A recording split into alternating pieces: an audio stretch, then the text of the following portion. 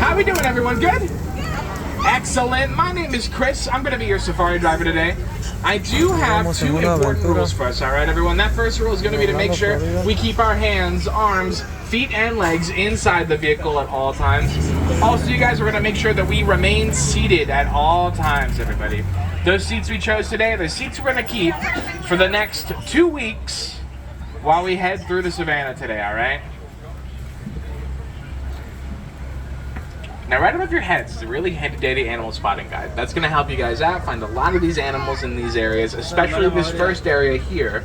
This area is going to be called the Little Aturi Forest, and the animals here love their camouflage. So we're going to keep our eyes peeled as we head through there and see what we can see. In fact, I think I already see a few animals, so we're going to have a big, exciting start to this safari. All right, everyone? Here we go. Let's start moving.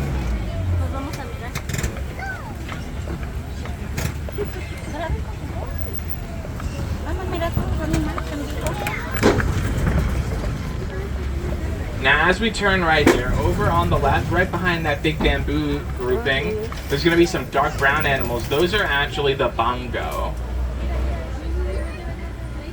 And then here on the right side, pretty far back over there, that's an okapi all the way over there, right by that bamboo again.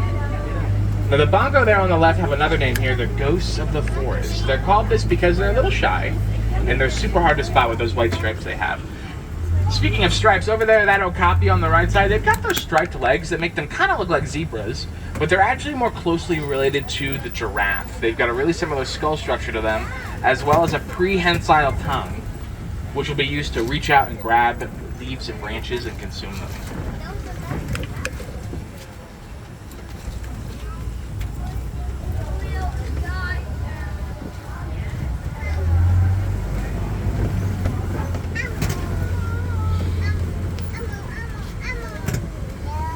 Now over there on the left, across the water, super far back, that's a black rhino all the way over there by the rocks.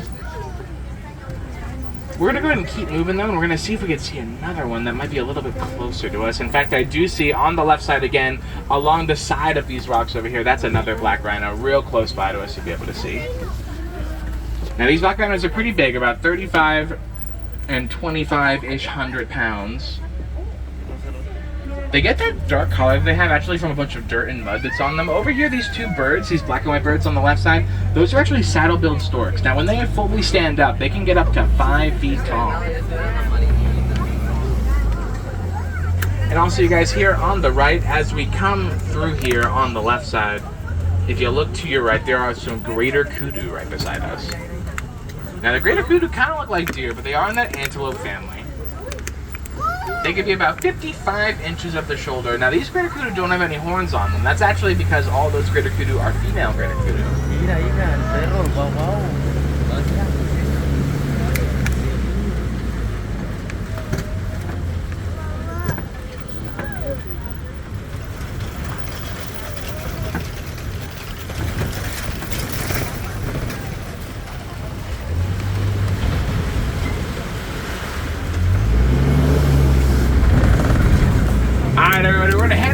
This hill and then right back down, and that's going to take us into the Sapi River. All right, everyone? Now on the right in the water as we come through, you're going to see some grayish looking birds.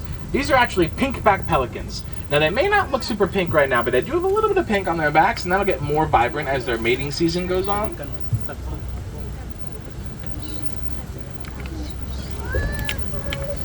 Those pelicans' wings can stretch up to be about 9 feet on each side. Now, if you guys look to your left and right by these armrests that we have in the vehicle, from one to the other, that's about 9 feet.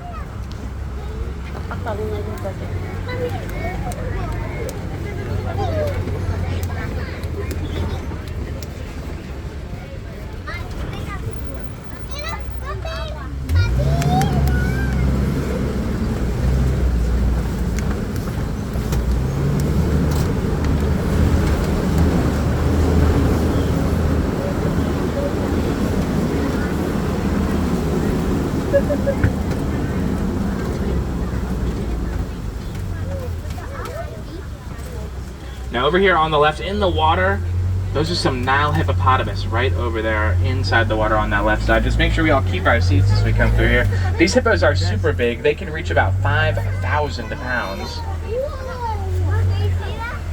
Watch those hands stretching out of the truck too, okay, everybody? There we go. Now over here, you'll get a better view of those hippos as they swim over on that left side again.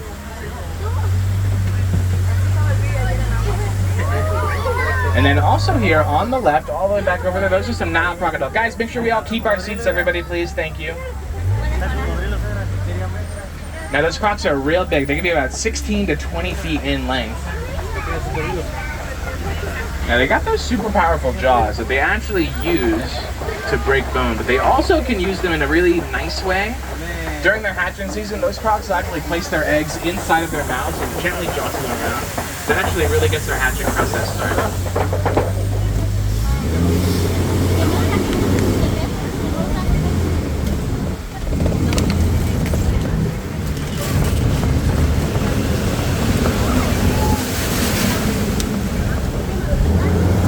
Alright guys, we're leaving the Sabi River now. We're actually going to head closer to the savannah. If you look around at the forest area, it's going to start to thin out a little bit. We're going to get into some open plain territory. And in fact, over here on the right, this is one of my favorite trees here. This tree here is the baobab tree. Now during the drier seasons, this tree will be full of water. Animals will come from all over to get a drink from this tree. And that's actually how it gets its nickname, the Tree of Life.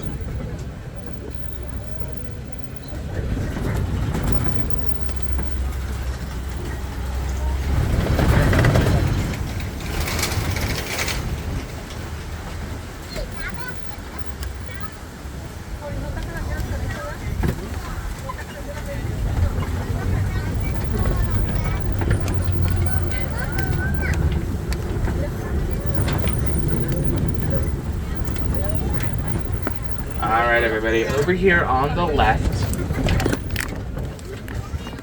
there are some rocks, but even better on the right side, these are some Hartman Mountain zebra. Now you can tell that these are Hartman Mountain zebra by the stripes they have. They're a little more irregular in the shape, and even over there, you can see it on their rear sides of their bodies. Their stripes are a little bit thicker.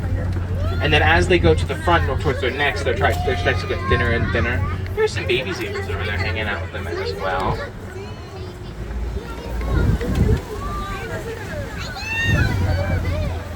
Here on the right again, we'll get a super close look at that Hartman Mountain zebra. You can really see those stripes that I was talking about.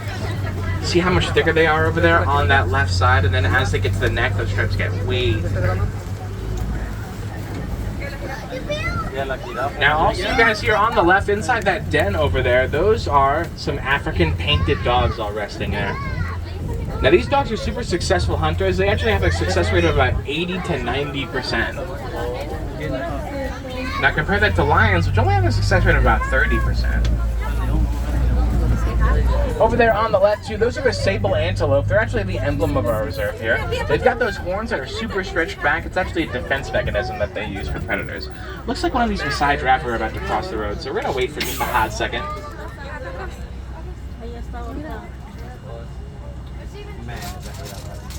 Now these giraffes are super big. They can reach about 16 to 20 feet in height. You can tell that they're Maasai giraffe by the spots that they have. They're a little more irregular and misshapen.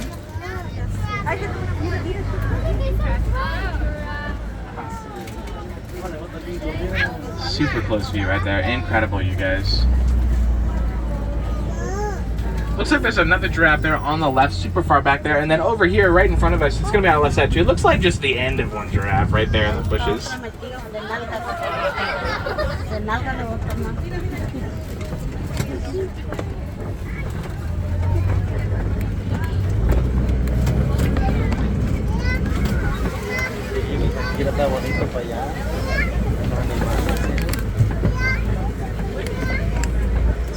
So as we come through here and make this turn, on our left side near this downed log, there's a very small animal here. This is actually a springbok. Now springbok can be about 3 to 4 feet tall. And they're a type of antelope here on the reserve. They actually get their name for their ability to spring up into the air. There's a couple more on our right side as we come through here. They can spring up into the air about 6 feet in the air, and they can do that repeatedly, especially when they feel threatened. Now also over there on the right side, that's a wildebeest hanging out right by that termite mound over there.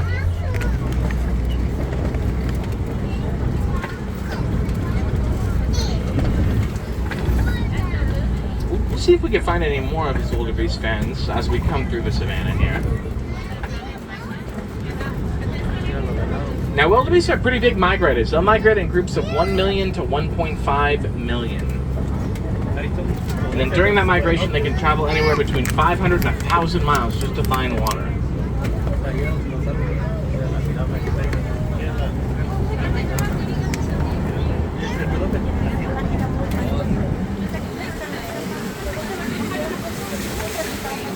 Here on the left as we come through, we're going to see that Maasai giraffe again. Now here you can really look at that prehensile tongue I was talking about. Watch his mouth right there. You'll see it reach out there, try to grip onto those leaves and branches and pull it right into his mouth.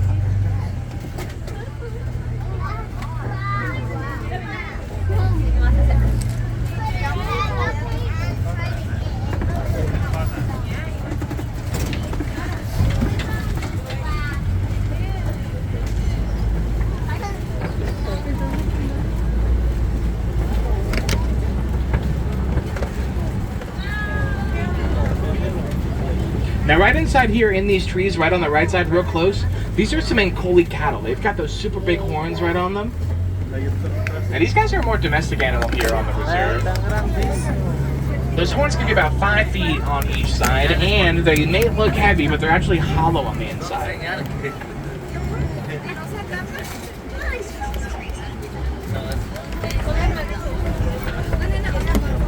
Now over there on the left, you guys, there are some African elephants. These guys are the largest land animal out there. You can see them flapping those ears around. Actually, when they flap those ears, it can cool them up to 15 degrees.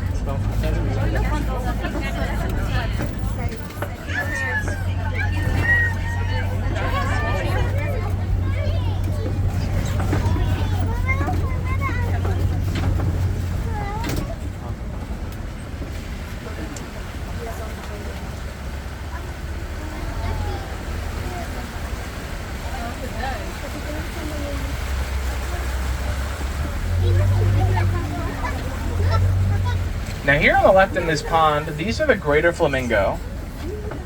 Now the greater flamingo are one of the larger species of flamingo out there. They get that super vibrant pink color from all the shrimp that they consume. And then a big old group of flamingo like this is actually called a flamboyant of flamingo.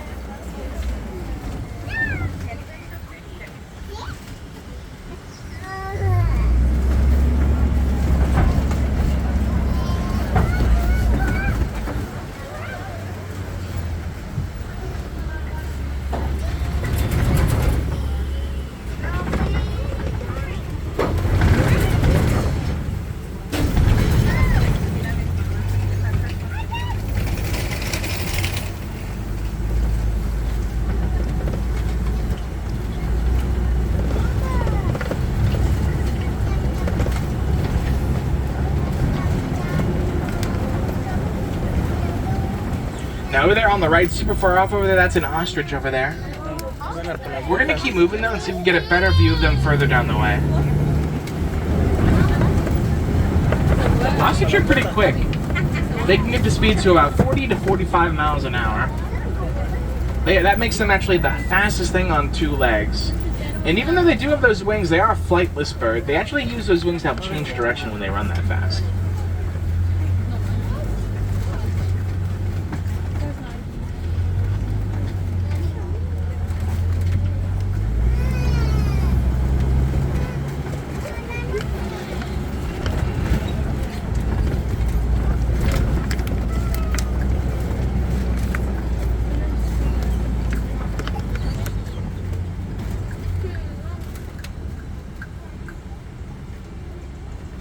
So guys, it looks like these cheetahs aren't quite out yet over on the left, but if you guys look by that gated fence area, there's a little hut right on top of that roof there. There is a cheetah lying down right on top of that roof.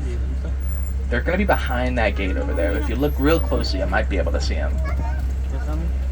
Now those cheetahs are super quick. They can reach about 60 miles an hour in just about 3 seconds. When they get that fast, they can travel for about 200 yards before having to take a break.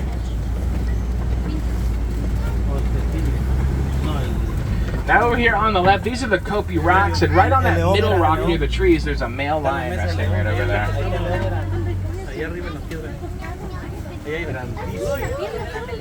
Now these lions are big nappers. They'll actually rest for 16 to 20 hours a day. Over here, super close on the right too, there's an animal right there. That's a water buck in the bushes.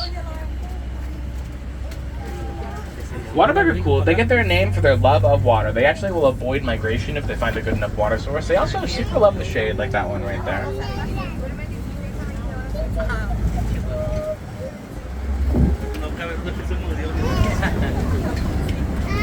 Over there on the right, we can see those ostrich again, still hanging out by that road on the right side. Then as we come around here, we'll see if we can get a better view of those lions over here. In fact, yep, right there on the left, much better view of that male lion. And then right there too, there's a lioness hanging out with them too. The lioness will actually go out hunting while the male lion keeps an eye on the territory, watches the land, and watches the young too. Now those lions have super loud roars. Those roars can actually be heard up to 5 miles away.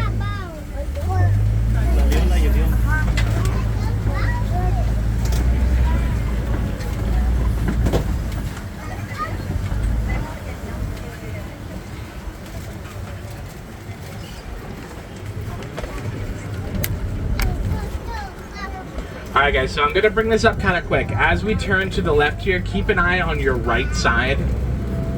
I'm going to make sure that they're still there before. Okay, so as we turn, right after these bushes, there is a white rhino's head. You can just barely see them as we turn. Keep an eye right after those bushes over there on the right side. You might be able to spot them. Looks like they're all hiding right behind those bushes, but that's okay. Those rhinos are super big. They're actually going to be bigger than the black rhinos. About 35 to 4,500 pounds, those rhinos. And then we saw those ostriches before. If you guys look in the road right over here on the right, there are some ostrich eggs hanging out right over there. Now those eggs are real big, about 3 pounds per egg, which is about the same weight as 2 dozen chicken eggs.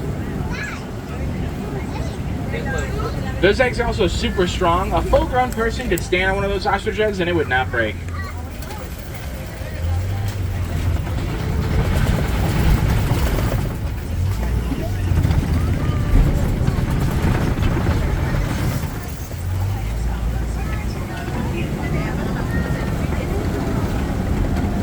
Alright you guys, here on the left, this is the warden's post. And it looks like the warden has let out his Nigerian dwarf goat. And these goats, kind of like the Ankole cattle we saw before, are a more domestic animal on the reserve. They're mainly used for the milk that they provide. It's a super valuable resource here. Also, these goats might look small, but that's about the average size these goats are going to get.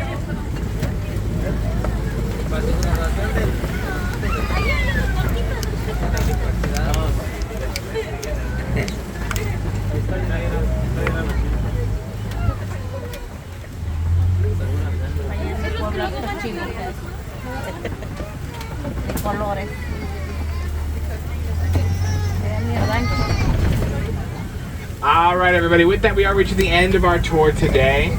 I'm going to start taking us right back to Harambe. It shouldn't take too long, but I do like to use this time to talk a little bit more about animal conservation, just things that we can all do to really help these animals out. One super easy thing that we can all do is just to recycle. Recycling paper really helps our friends in the Ituri forest, like the greater kudu, the bongo, the okapi. Also, having a reusable water bottle is super important.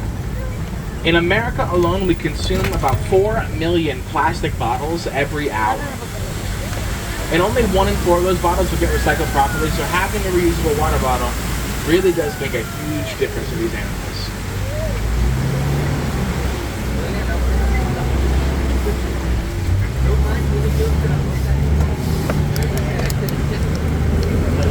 Alright guys, we're getting closer to Harambe. I can hear that music now.